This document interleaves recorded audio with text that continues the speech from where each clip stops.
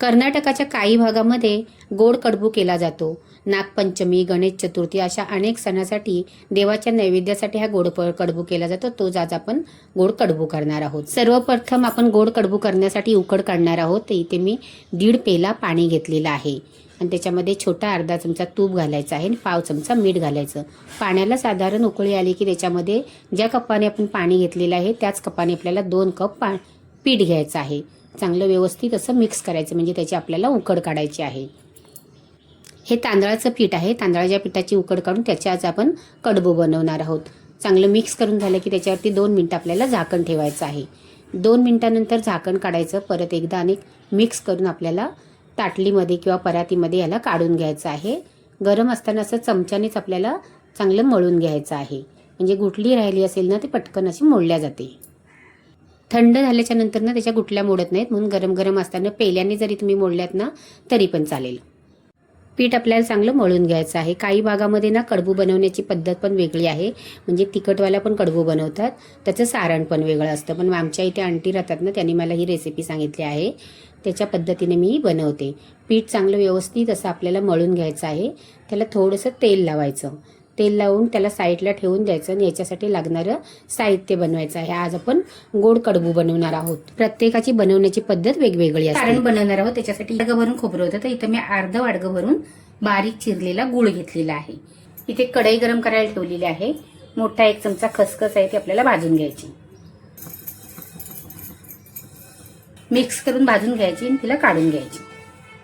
त्याच कढईमध्ये मोठा 1 चमचा पाणी घालायचं आणि गूळ घालायचा आणि गूळ चांगला वितळवून घ्यायचा। म्हणजे अर्धा चमचा तूप घालायचं आणि आपलं खोबरं घालायचं, मिक्स करून घ्यायचं, तसं शिजवून घ्यायचं। खोबरं चांगलं सुकवायपर्यंत आपल्याला मिक्स करायचं आहे। ते 6 पिंच असं जायफळ किसून घालायचं आहे म्हणजे छोटा पाव चमचा आपल्याला जायफळ किसून घालायचं। गुळामध्ये जायफळ घातलं ना की चव चांगली येते। 1 चमचा वेलची पावडर, साखर टाकून घातले वाटलेली आहे। तुमची नुसती वेलचीची पावडर असेल ना तर अर्धा चमचाच घाला आणि खसखस। सारण आपलं तयार झालेलं आहे। गॅस बंद करायचा। पीठ आपलं एकदा मळून घ्यायचं आणि त्याच्या गोळे पाडून घ्यायचे। जेवढे तुम्हाला लहान मोठे करायचे असतील कडबूंना तसे गोळे करायचे। त्यातलीच एक गोळी घ्यायची, त्याला थोडंसं तांदळाचं पीठ लावायचं, जास्त लावायचं नाही, थोडंच लावायचं आणि पातळ अशी लाटी आपल्याला लाटून घ्यायची आहे पुरीसारखी। आपण जे सारण बनवलेलं आहे ना ते सारण भरायचं आणि दोन्ही टोकं एकमेकाला अशी जोडून घ्यायची। एकदम सोपी पद्धत आहे।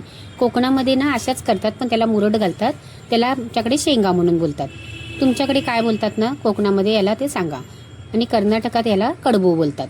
असा हा गोडाचा आपला कडबू तयार झालेला। असे आपल्याकडे मुरड घालतात, पण काही जण ना आता इकडे कर्नाटकमध्ये पण मुरड घालतात, पण मी आता ह्या अशाच केलेल्या आहेत। अशीच दुसरी एक गोळी घ्यायची, अजून एक तुम्हाला करून दाखवते।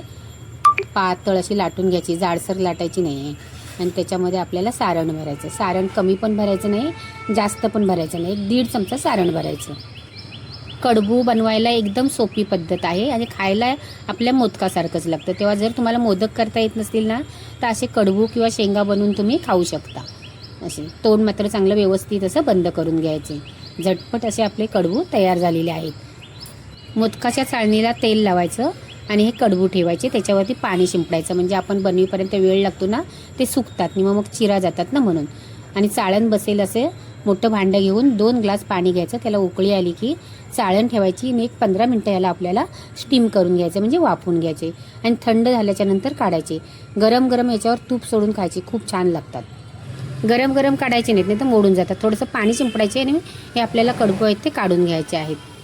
देवाच्या नैवेद्यासाठी नक्की एकदा तुम्ही असे गोड कडबू करून बघा। आजची जर रेसिपी आवडली तर लाईक करा, तुमच्या मित्रमंडळींना शेअर करा। चॅनलवर पहिल्यांदाच आला असाल तर चॅनलला सबस्क्राईब करा।